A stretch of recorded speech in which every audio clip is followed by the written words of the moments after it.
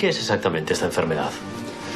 La enfermedad de Alzheimer es la enfermedad neurodegenerativa más frecuente que hay. Es una enfermedad que puede afectar a 50 millones de personas en el mundo y es una enfermedad que afecta fundamentalmente a la corteza cerebral. Una dolencia que afecta a millones de personas en el mundo y según los Centros para el Control y Prevención de Enfermedades, se duplica cada 5 años a partir de los 65.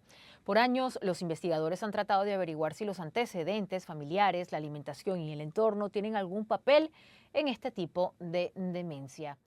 Implica un deterioro progresivo de las funciones cognitivas, la atención, percepción, memoria, inteligencia, lenguaje, que repercuten en el comportamiento y la vida cotidiana. Gradualmente, la persona se vuelve dependiente de los demás para la realización de las tareas diarias. Su humor cambia y poco a poco deja de reconocer a sus seres queridos. Cuando una persona repite la misma pregunta varias veces, cuando una persona se siente desorientado o llega a una habitación y dice, ¿qué he venido a hacer yo aquí? Todo esto son síntomas que de alguna forma tienen que plantear a la persona o a la familia que vale la pena que sean analizados por un médico, su médico de cabecera o su neurólogo, para ver si estos síntomas realmente traducen algo que puede orientar a que sea el inicio de una enfermedad que afecte a la memoria.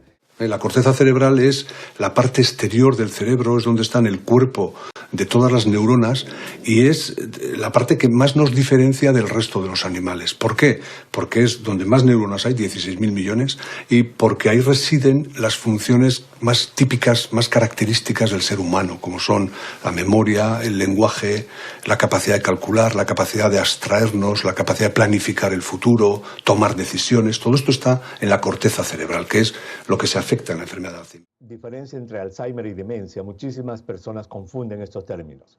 El término general en medicina, Alejandra, es demencia. La palabra demencia en medicina, en neurología, tiene un significado muy específico. Demencia significa el deterioro de las capacidades intelectuales superiores del ser humano. ¿Y cuáles son esas capacidades intelectuales superiores? Pues las capacidades intelectuales superiores son el juicio, el raciocinio y la memoria. Es decir, juicio, saber lo que estás haciendo, tener un juicio, saber razonar, saber tomar decisiones en tu vida diaria que implican que puedas entender, que puedas expresarte. El Alzheimer se propaga de una zona a otra del cerebro a lo largo de circuitos cerebrales.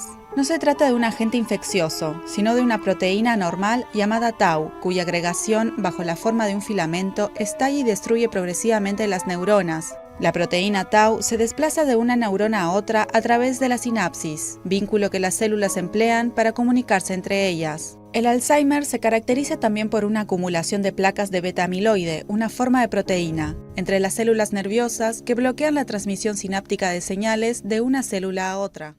¿Por qué se produce esta enfermedad de las neuronas?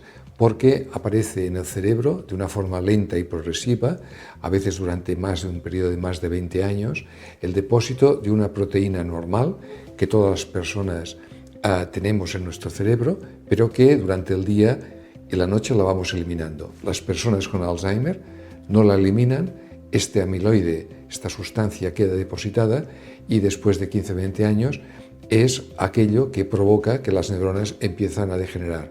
Cuando degeneran es cuando empieza a tener los síntomas y contra más degeneración, más sintomatología y más dependencia tendrá la persona con Alzheimer. Pero el problema empieza fundamentalmente en el lóbulo temporal, que es la parte detrás de la oreja, por decirlo de alguna manera, y en ese lóbulo temporal, concretamente en la parte más interior del lóbulo temporal, que es donde está el hipocampo, una estructura en forma de caballito de mar, por eso se llama hipocampo, desde donde se difunde la enfermedad a todo el resto de la corteza cerebral.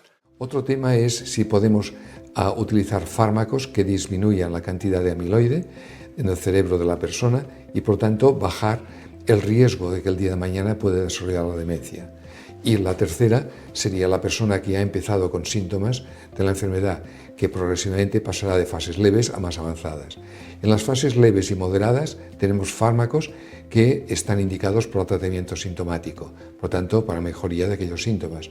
Mientras que en las fases avanzadas estos fármacos ya no sirven y lo que se tiene que saber es que existen los elementos de la sociedad para mejorar la calidad de vida de estas personas y de sus familiares, en centros de día, en hospitales adecuados, donde en centros sociosanitarios los puedan atender apropiadamente.